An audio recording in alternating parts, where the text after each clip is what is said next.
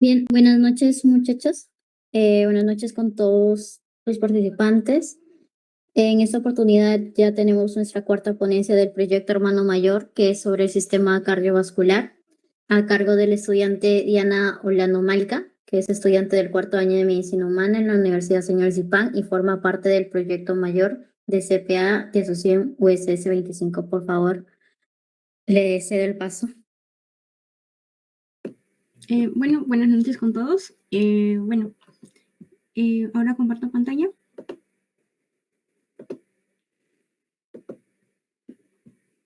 ¿Me confirman si se puede observar, por favor?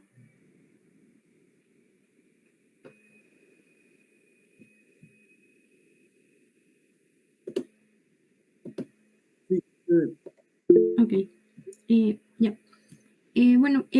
Hoy vamos a hablar sobre la embbriología del sistema cardiovascular. Cómo es que se llega a formar todas las estructuras que conforman ello. Tenemos que tener en cuenta que se va a empezar a formar cuando el embrión ya no pueda satisfacer sus requerimientos nutricionales por medio de la difusión, el cual este es un medio de transporte de acuerdo al gradiente de concentración. Y esto va a suceder a la mitad de la tercera semana aproximadamente. Se va a dar porque las células del epiblasto se van a diferenciar y van a formar lo que es las células cardiogénicas progenitoras, las cuales luego se van a ubicar a nivel del mesodermo visceral, o también conocido como mesodermo explárnico, para que luego estas van a migrar por la línea primitiva y se van a ubicar al nivel craneal, adoptando una forma de una herradura, el cual a esta estructura se le va a llamar el campo cardiogénico primario, el cual nos va a dar futuras estructuras como va a formar parte de las aurículas y el ventrículo izquierdo. Así como también hay un campo cardiogénico primario, también tenemos un campo cardiogénico secundario. Este va a derivar del mesodermo esplagnico y se va a ubicar en un sitio ventral de la faringe. El campo cardiogénico primario va a participar en la formación de lo que es el tracto de salida, el cual va a conformar el cono y el tronco arterial, que van a ser la futura arteria pulmonar y la aorta. Bien, ahora vamos a hablar sobre lo que es la lateralidad. Esta se va a dar aproximadamente al día 16, y la lateralidad nos quiere dar a entender la inclinación que tiene el corazón. Anatómicamente el corazón se ubica con una inclinación hacia el lado izquierdo. Es así que esto va a definir el sentido que este tiene, de izquierda a derecha, perdón, y el cual también va a intervenir lo que es el campo cardiogénico secundario. Quiere decir que las células del lado derecho van a formar parte de la porción izquierda del tracto de salida y las células del lado izquierdo de la porción derecha de la misma. Esto va a explicar la posición que va a tener la arteria pulmonar y la aorta y su naturaleza espiralada, que la arteria pulmonar se encuentre por encima y la aorta por debajo de esta. Ahora, para que se dé todo esto de la lateralidad, hay una vía de señalización, el cual se van a expresar diferentes factores y diferentes moléculas, como una de estas es la serotonina, la cual se va a expresar en el mesodermo. Esta serotonina viene a ser un factor de transcripción que va a codificar el gen maestro de la lateralidad, el cual es el PIX2. Bien. Ahora, el campo cardiogénico primario, que es la estructura que tiene forma de herradura, va a ser inducido por el endodermo faríngeo para que formen mioblastos cardíacos e islotes sanguíneos. Y estas dos células nos van a formar un tubo con una forma de herradura. Y esta zona se le va a llamar la región cardiogénica. Vamos a tener dos regiones cardiogénicas a cada lado. A su vez, lo van a rodear los islotes sanguíneos, que van a formar pares de vasos longitudinales que van a ser las futuras aortas dorsales. Ahora, hablando de la cavidad pericárdica, esta va a derivar del celoma intraembrionario. La formación del tubo cardíaco. Bueno, como ya lo dije, primero eran dos regiones cardiogénicas, ¿no? Una a cada lado. Ahora tenemos que tener solamente un tubo cardíaco y este se va a formar por medio de los plegamientos. Estos plegamientos van a ser consecuencia del desarrollo del sistema nervioso del embrión y del desarrollo de las vesículas. Este desarrollo pues va a hacer que el embrión tenga un plegamiento craneal, el cual va a definir la posición final, que es a nivel del tórax, pero en lo que este rota, se pliega, va a traccionar a la membrana orofaringea y va a adoptar una posición inicial a nivel cervical, para luego ubicarse a su posición final a nivel del tórax. Y tenemos otro plegamiento lateral que su objetivo de este va a ser unir las dos regiones cardiogénicas, los dos tubos que teníamos, para formar uno solo y tener un tubo endocárdico, el cual va a estar rodeado de miocardio. Bien, este tubo cardíaco va a permanecer en la cavidad pericárdica, el cual va a permanecer unido a esta por un mesocardio dorsal, el cual va a derivar del campo cardiogénico primario. En su región media se va a degenerar y nos va a dar origen a lo que es el seno pericárdico transverso, y estas células las células mesenquimatosas que se ubican en el borde caudal van a formar lo que es el órgano proepicárdico, que va a ser el futuro epicardio. Durante todo este proceso, el miocardio se va a engrosar y el miocardio va a ser el encargado de poder formar una sustancia que va a ser rica en ácido hialurónico, que se le va a denominar la gelatina cardíaca. Esta va a tener es bastante relevancia para poder dar el ambiente para favorecer a la proliferación celular para la formación de estructuras como los tabiques, que más adelante le voy a hablar. Bien, ahora con lo que es la formación de la asa cardíaca. La formación de la asa cardíaca va a comenzar en el día 23. Y esta formación tiene como objetivo que, como el tubo cardíaco va creciendo, ya no va a caber en la cavidad inicial. Entonces tiene que adoptar una forma que va a ser por medio de las curvaturas. Cada porción se va a curvar en diferentes direcciones.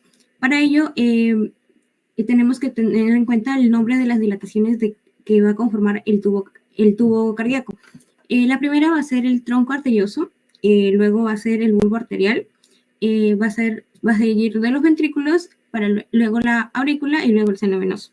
Ahora, si recordamos un poquito lo que es la estructura anatómica final del corazón, sabemos que las aurículas se ubican por encima de los ventrículos y ligeramente hacia atrás.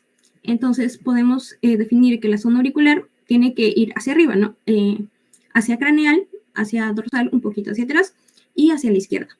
Y por ende la porción cefálica, que es la porción de arriba, va a hacer lo contrario, va a dirigirse hacia ventral, hacia caudal y hacia la derecha.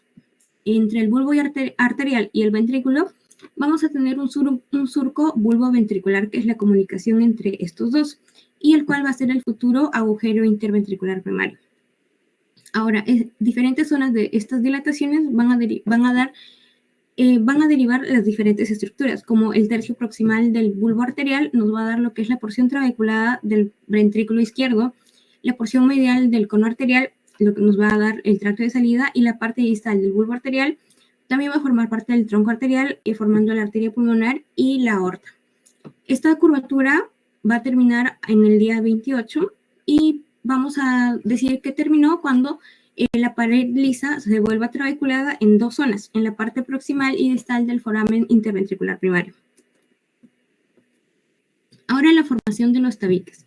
Tenemos el tabique aurículo-ventricular. Este tabique va a formar la división entre aurículas y ventrículos, porque inicialmente tenemos solamente una cavidad y el objetivo es tener 4, ¿no? Vamos primero a dividir lo que es aurículas y ventrículos. Para ello, tenemos que mencionar a las almohadillas endocárdicas. Estas almohadillas van a ser como cojinetes que van a hacer la proliferación de células del tejido endocárdico adyacente, y esta proliferación va a ser fomentada por la gelatina cardíaca, va a dar el ambiente para favorecer a la proliferación de estas células.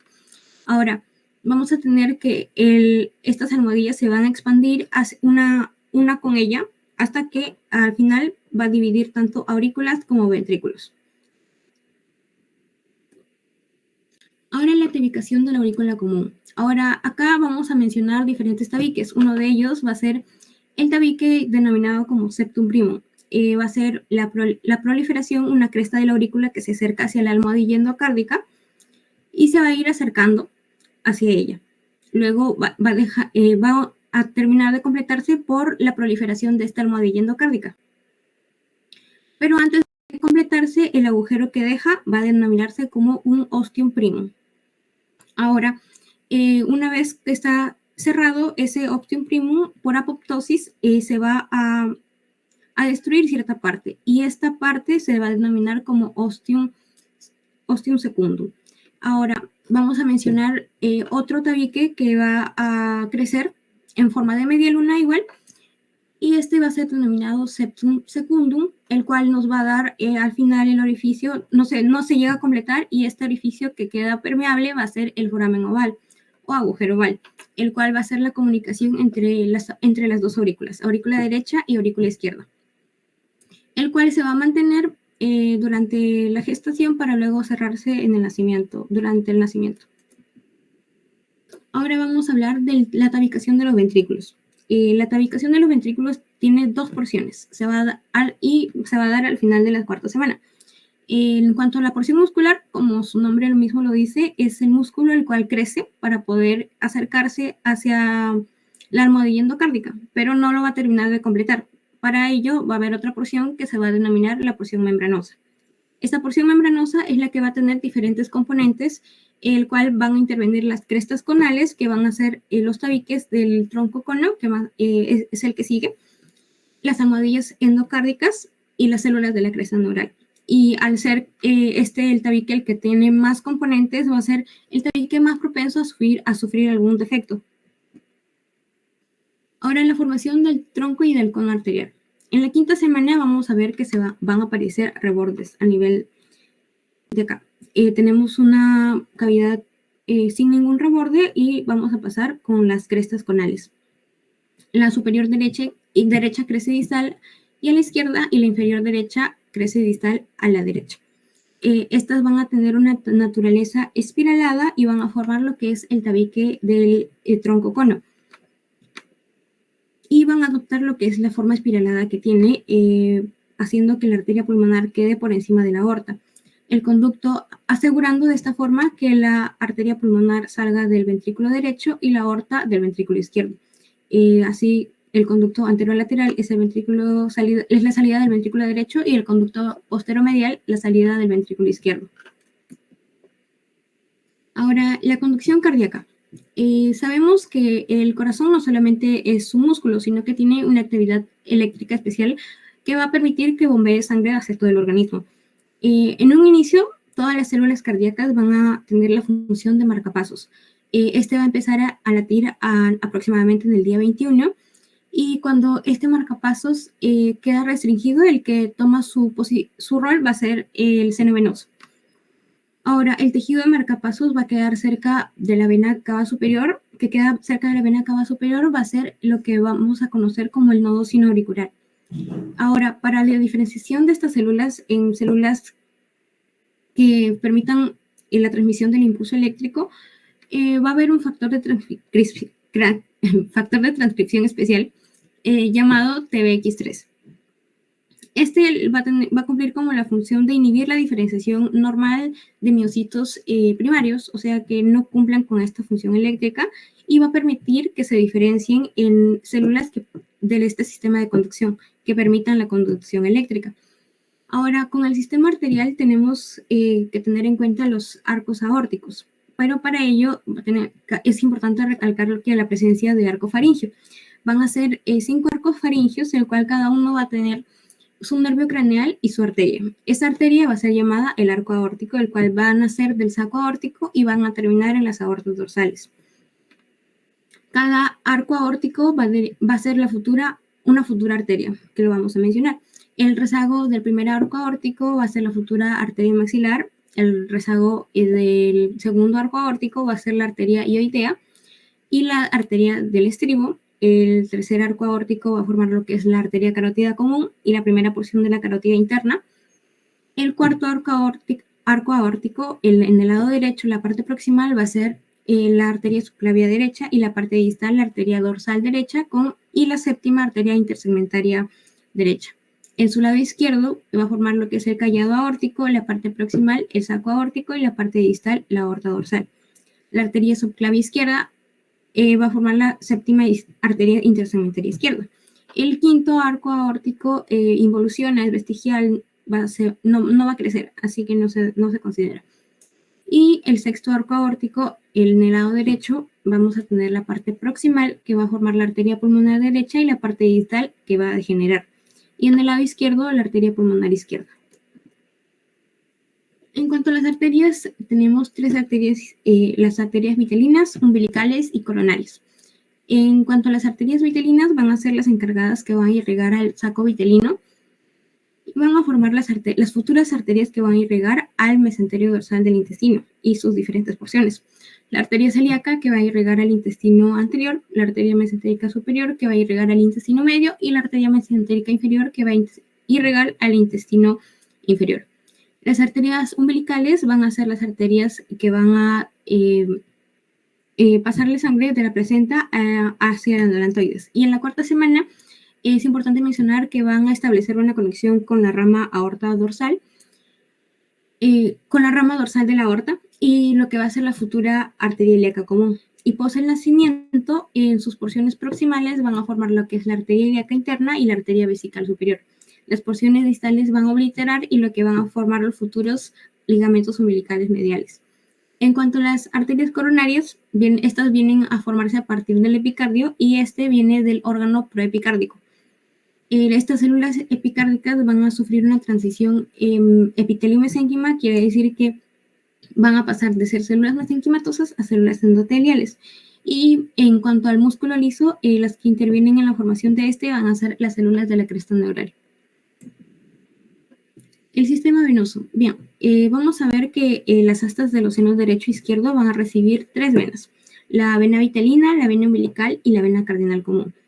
La entrada del seno venoso se va a desplazar hacia la derecha por los circuitos, los cortos circuitos que van a estar de izquierda a derecha. Durante la quinta semana vamos a tener la involución o la obliteración de dos venas importantes, la vena umbilical derecha y la vena vitelina izquierda. Y a la 10ª semana oblitera la vena cardinal común izquierda. Es así que el asta derecha ahora es la única que tiene la comunicación entre el seno venoso y la aurícula derecha, lo que le va a dar origen a la porción lisa. El orificio sinoauricular, en donde el sitio de entrada se van a encontrar dos válvulas, tanto derecha como izquierda, y estas se van a fusionar y van a formar lo que es el septo espurio. Para luego, cuando el asta del seno derecho se incorpora a la aurícula, el septo espurio y el tabique auricular se van a fusionar. La porción superior de la válvula venosa derecha va a desaparecer y su segmento inferior crece y va a formar lo que es la válvula de la vena cava inferior y la válvula del seno coronario. Las venas vitelinas. Las venas vitelinas son también llamadas venas hepáticas, van a rodear lo que es el duodeno en esta parte y van a formar diferentes plexos. A su vez, las yemas hepáticas van apareciendo y van a interrumpir estos plexos. Y esto se va a conocer luego como los sinusoides hepáticos. Como se va a reducir el flujo del asta del seno izquierdo y se va a redirigir hacia el asta del seno derecho, va a ocasionar que la vena vitelina izquierda crezca y va a formar lo que es el conducto hepatocardíaco, lo que va a formar parte del segmento de la vena cava inferior. Y la vena vitelina derecha va a formar lo que es la vena mesentérica superior. Las venas umbilicales. Al final solamente va a quedar la vena umbilical izquierda, la cual se va a conectar con el conducto venoso y con el conducto hepatocardíaco derecha. Al final oblitera y va a formar lo que es el ligamento redondo del hígado y el ligamento venoso.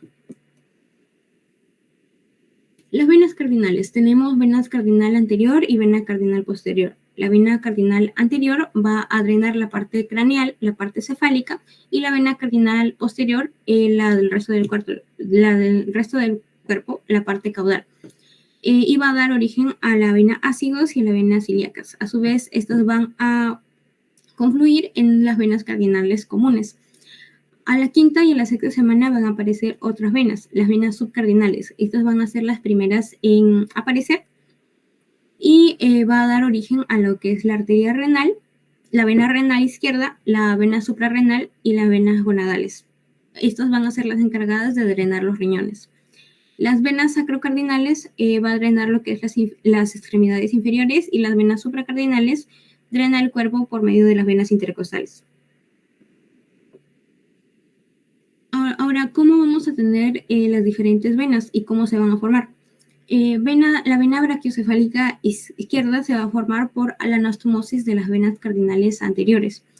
la vena intercostal superior izquierda por la vena cardinal posterior izquierda, la vena renal por la anastomosis de las venas subcardinales, la vena ilíaca común izquierda por anastomosis de las venas sacrocardinales y la vena cava superior por la anastomosis de la vena cardinal común derecha y el segmento proximal de la vena cardinal anterior derecha.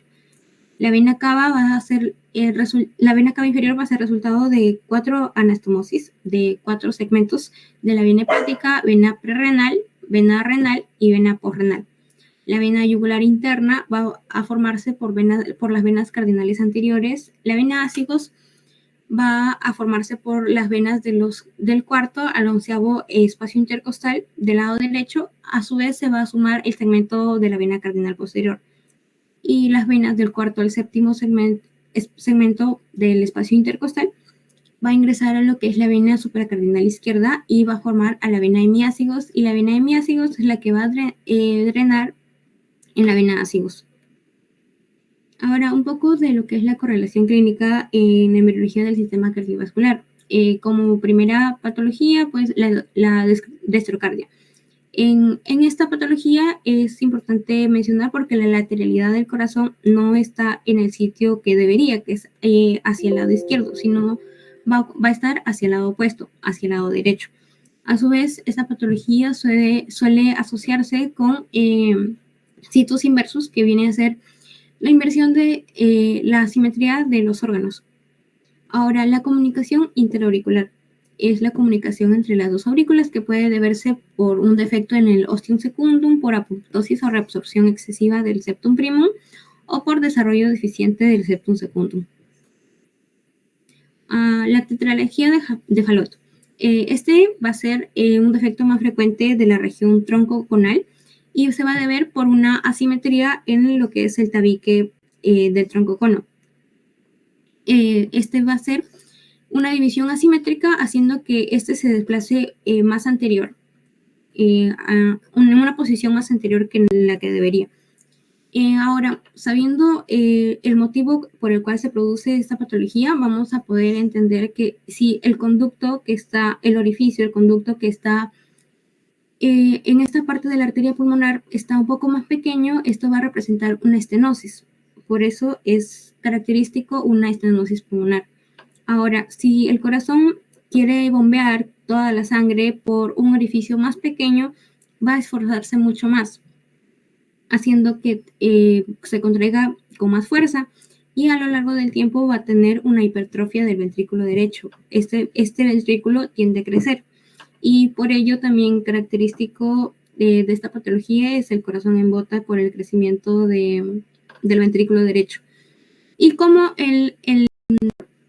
el motivo de la patología es un error en el tabique, el cual también interviene en completar el tabique de los ventrículos, pues también va a presentar una comunicación interventricular, y a su vez también se asocia a una aorta cabalgante. Y ahí están las 4 características por las cuales se llama tetralogía. También tenemos la persistencia del conducto arterioso. El conducto arterioso viene a ser la comunicación del hígado con la arteria pulmonar. Esta se va a dar con las crestas tronconales, que es el tabique del tronco, no se forman, por ende no se divide. Como las crestas también forman parte del tabique ventricular, también puede asociarse y estar acompañado de un defecto como la conexión ventricular. La transposición de los grandes vasos. La transposición significa que en lugar de que la arteria pulmonar esté por encima de la aorta, esto va a estar por encima de esta. El tabique troncoconal no, esto se produce porque no es de espiralada, sino vuelve a ser, y en lugar de que la arteria pulmonar salga del ventrículo derecho, va a ser la aorta la que sale de ahí, y por ende la arteria pulmonar del ventrículo izquierdo. Y también suele ir acompañado de conducto arterioso persistente. Ahora, en lo que es la circulación. Bien, sabemos que durante la gestación el bebé no va a tener la función de poder oxigenar su propio cuerpo. La que va a cumplir el rol de oxigenar va a ser la mamá por medio de la placenta, y para ello por medio de la vena umbilical va a llegar la sangre oxigenada el cual va a llegar hacia el hígado. Pero para ello hay un esfínter del conducto venoso. Este esfínter va a ser el que controla la entrada de sangre hacia el hígado. A su vez, al nivel de la vena cava inferior se va a mezclar con sangre desoxigenada que va a venir de los miembros inferiores. Y va a llegar a lo que es la aurícula derecha, el cual también recibe por la vena cava superior sangre desoxigenada que viene de las extremidades superiores y de la parte de la cabeza. Y recordemos que a nivel de las aurículas todavía se permanecía un agujero, que era el agujero de comunicación entre estas dos aurículas. Por ello, la sangre va a pasar de la aurícula derecha a la aurícula izquierda. Y a su vez, un poco va a pasar a lo que es el ventrículo derecho, para que luego sea expulsado por la arteria pulmonar y al nivel del ventrículo izquierdo por la aorta. Ahora, la sangre que va a llegar a los pulmones durante la gestación, a los pulmones del feto, no va a ser para oxigenarlos, sino para irrigar el tejido. Y por último, los cambios circulatorios que se va a presentar al momento del nacimiento. Estos cambios se van a dar por la suspensión del flujo sanguíneo placentario y por el comienzo de la respiración. Uno de ellos va a ser el cierre del conducto arterioso, el cual va a ser el futuro ligamento arterial y va a cancelar la comunicación entre el callado aórtico con la arteria pulmonar. Esto se va a dar mediante la contracción de la pared, aumentando la rapidez de los vasos pulmonares y incrementar la presión de la aurícula izquierda. En el adulto va a formar lo que es el ligamento arterial. Como durante la gestación hay una inversión de las presiones. Normalmente la presión es mayor a nivel de la aurícula izquierda que en la derecha, pero durante la gestación es al revés. La presión es mayor en la aurícula derecha que en la izquierda. Ahora, este cambio de presiones, que ya va a ser mayor en la aurícula izquierda, va a provocar por la oval. Este agujero, que era el agujero permeable entre las dos aurículas, por el aumento de la presión, va a hacer que se cierre por los dos septos, van a formar como una válvula que al final va a ser. Los extremos de las arterias umbilicales van a ser los futuros ligamentos umbilicales mediales y sus extremos proximales van a permanecer permeables como la arteria vesical y las arterias ilíacas internas. Y el conducto venoso va a ser el ligamento venoso.